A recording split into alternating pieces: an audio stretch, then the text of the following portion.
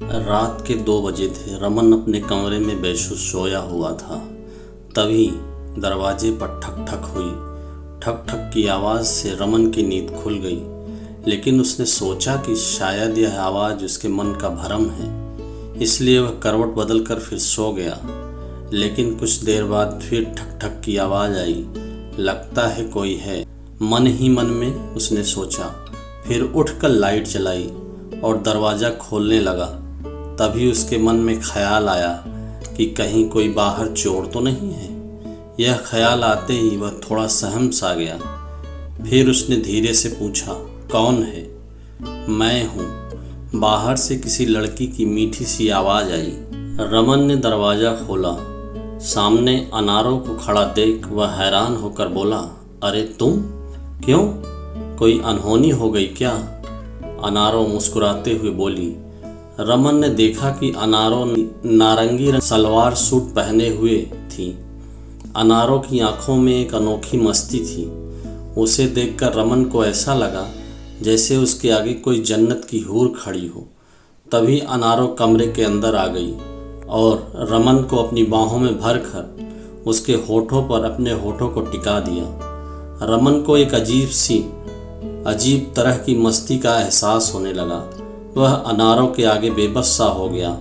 इससे पहले कि रमन कुछ और करता, उसके मन के किसी कोने से आवाज़ आई कि यह क्या तू कर रहा है?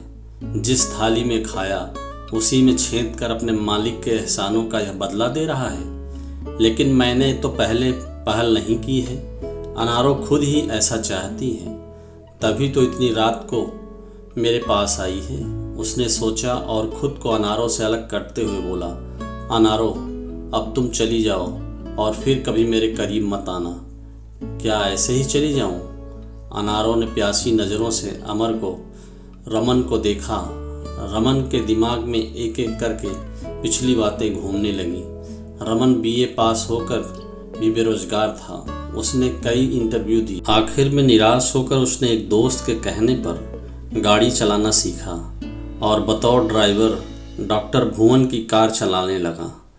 रमन की मेहनत और ईमानदारी से खुश होकर डॉक्टर भुवन उसे बेटे की तरह मानने लगे और उसकी हर ज़रूरत को फौरन पूरा कर देते।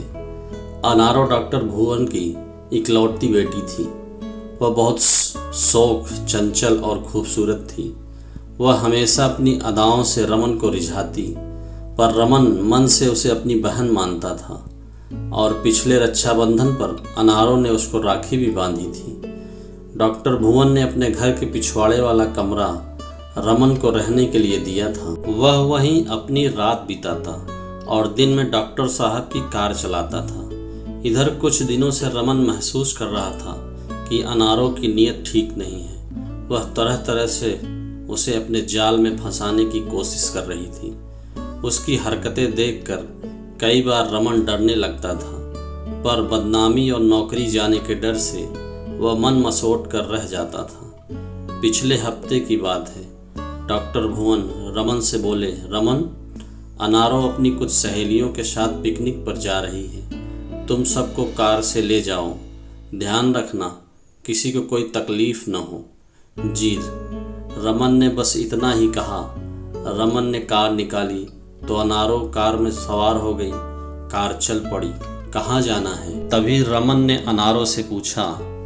अनारों बोली, ओयो होटल। क्या तुम होटल में पिकनिक मनाओगी? तुम्हारी सहेलियां कहाँ रह गईं? रमन ने पूछा। पिकनिक वाली बात मनगढ़ंत थी, मैंने पापा से झूठ बोला था। अनारों हंसते हुए बोली, रमन तो मुझे बहुत अच्छे लगते हो। रमन गुस्से में बोला, अनारों होश में आओ। एक भले घर की लड़की का इस तरह बहकना ठीक नहीं है।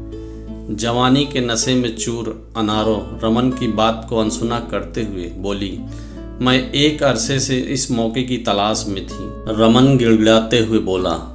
तभी दूसरे कमरे से खांसने की आवाज़ आई और अनारों अपने कमरे की ओर भाग गई। रमन ने अब चैन की सांस ली। अगले दिन रमन का कुछ अता पता नहीं था। डॉक्टर भुवन ने कमरे की तलाशी ली तो एक चिट्ठी मिली। उस चिट्ठी में लिखा था, मैं आपकी नौकरी छोड़कर जा रहा हूँ। कृपया परेशान न होइए और न ही मुझे खोजने की कोशिश कीजिएगा। आपका रमन। चिट्ठी पढ़कर डॉक्टर भुवन हैरान रह गए। रमन का इस तरह बिना बताए जाना उनकी समझ में नहीं आ रहा था। अनारव को जब यह बात मालूम हुई तो वह भी हक्की बक्की रह गई।